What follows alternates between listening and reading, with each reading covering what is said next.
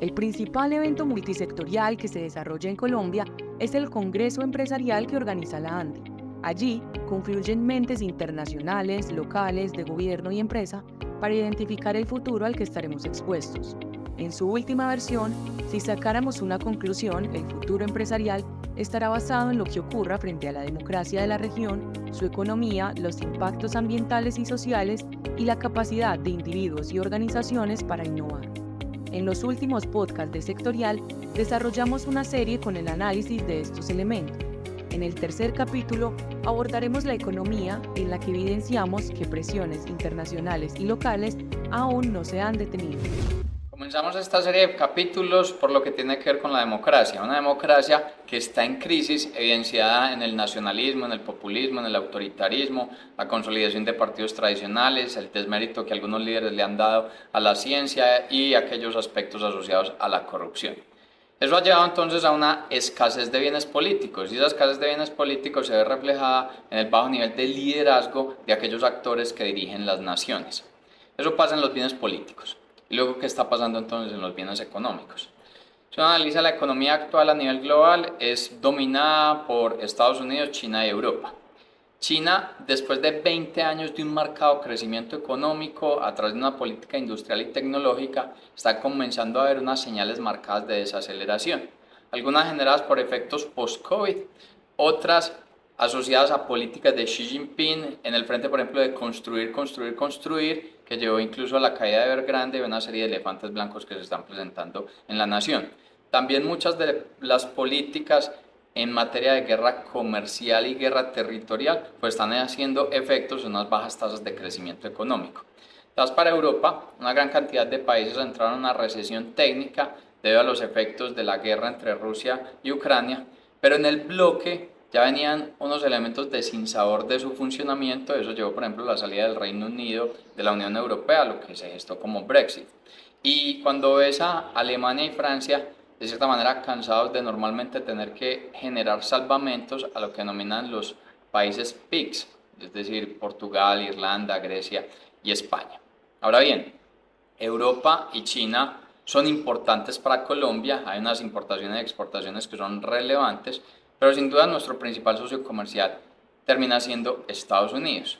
En palabras de Catherine Rooney, que es la jefe de estrategia de inversión de StoneX, ya que Estados Unidos, después de una racha de aumentar su tasa de interés en 5,25 puntos porcentuales, pues no ha podido generar el control de inflación que estaba buscando, debido a que el consumo sigue aumentando, teniendo en cuenta que es una nación que está en pleno empleo y que los ingresos de las personas han crecido a una tasa superior a su nivel de inflación. Entonces probablemente vamos a ver una Fed, una Reserva Federal, que se acostumbre a tener una tasa de inflación superior a su nivel meta o que incluso ajuste su meta inflacionaria.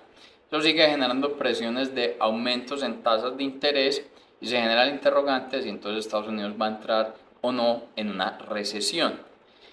Si Estados Unidos entra en una recesión, para países como Colombia, que es nuestro principal socio comercial y al cual le llevamos commodities, pues se vuelve una presión importante para nuestro país.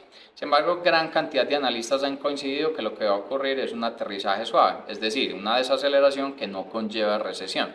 Sin embargo, Alberto Bernal de XP Investment ha dicho que no se puede cantar del todo victoria porque cuando uno mira los bonos del Tesoro de Estados Unidos hay unas curvas invertidas entre los rendimientos de corto y largo plazo. Es decir, los rendimientos de corto plazo a 2 años del bono del Tesoro de Estados Unidos está dando un 4,87%, mientras que los de más largo plazo a 10 años están dando 4,18%. Esa curva invertida normalmente por parte de los analistas lo identifican como un sinónimo de recesión. Bueno, esto está ocurriendo a nivel internacional, pero luego, ¿qué ocurre en nuestro país?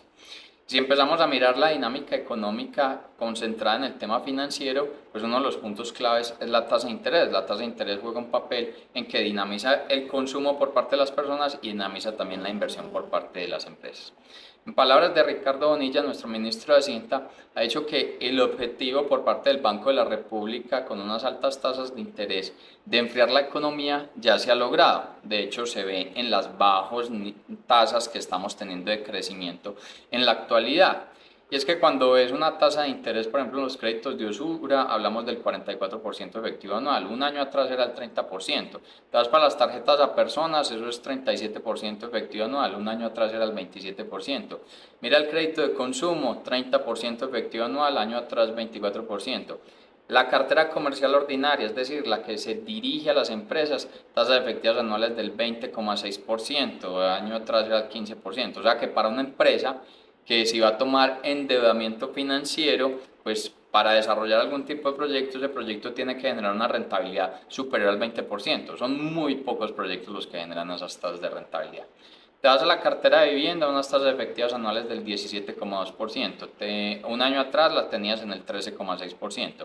Te vas a la tasa interbancaria, estamos en el 13,3%, año atrás era del orden del 8%. Entonces el ministro ha dado un mensaje de que espera que en las reuniones de septiembre y de octubre por parte del Banco Central, donde se discuten los temas asociados a tasa de interés, comience a darse una disminución de la misma. Eso es lo que está pasando en el Banco de la República. Pero luego, ¿qué pasa con los bancos comerciales? Los bancos comerciales están advirtiendo que si bien algunos han disminuido su tasa de interés, están siendo muy cuidadosos y prácticamente no desembolsando este año créditos de consumo y créditos comerciales, o sea que se vuelve un limitante para la demanda por parte de las personas y por parte de la inversión por parte de las empresas. Y la razón radica en el deterioro que está sufriendo su cartera, específicamente la cartera de consumo. Otro elemento importante que mencionaba el presidente de la vivienda, el presidente Suárez, decía que los bancos normalmente captan dinero del público un orden de 150 puntos por encima de la curva TES. En la actualidad o en diferentes momentos de este 2023 han capturado recursos 400 puntos por encima de ese nivel. Eso en otras palabras significa que si la captación de recursos está a tasas altas, pues luego la colocación, que es lo que se genera a través de los créditos, pues va a tener tasas altas y no en una disminución marcada en los próximos meses. Otro elemento importante desde el punto de vista financiero, fuera de las tasas de interés, tiene que ver con el frente del ahorro. Y ahí Juan Pablo Córdoba, el presidente de la Bolsa de Valores de Colombia, se ha pronunciado y ha dicho que Colombia es un país que tiene unos bajos niveles de ahorro. Y su principal nivel de ahorro ha terminado siendo el que es depositado en los fondos pensionales, en los fondos privados de pensiones. Entonces, con una reforma laboral que conlleve probablemente una eliminación de estos fondos o a un retiro masivo de los recursos de los mismos, vamos a pasar de un ahorro a un reparto, es decir, anualmente los 18 billones de pesos que reciben estos fondos pues van a dejar de ser ahorro y van a ser gasto destinado directamente por parte del gobierno. Y luego es relevante tener en cuenta que también la dinámica económica pues depende de la ejecución a nivel sectorial que tiene el gobierno. Cuando uno mira a julio, el nivel de ejecución por parte de las diferentes carteras es del orden del 34%. La que mejor ha tenido niveles de ejecución es la cartera de educación con un 77%.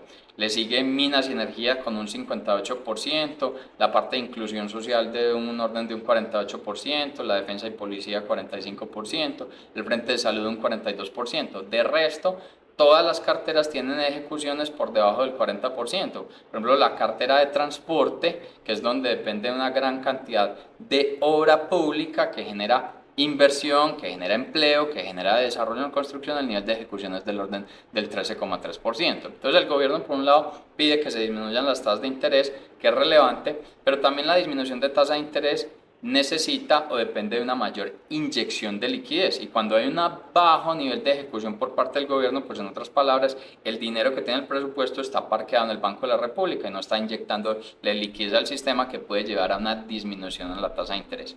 Siente uno que en este balance económico le falta al gobierno poder crear unos planes sectoriales estructurados de reactivación para poder generar un crecimiento y una dinámica económica que nos está costando de manera importante en nuestro país. En el próximo capítulo continuaremos con la cuarta parte de esta serie, hablando de la economía desde la visión del gobierno de generar reformas a la salud, pensiones y trabajo.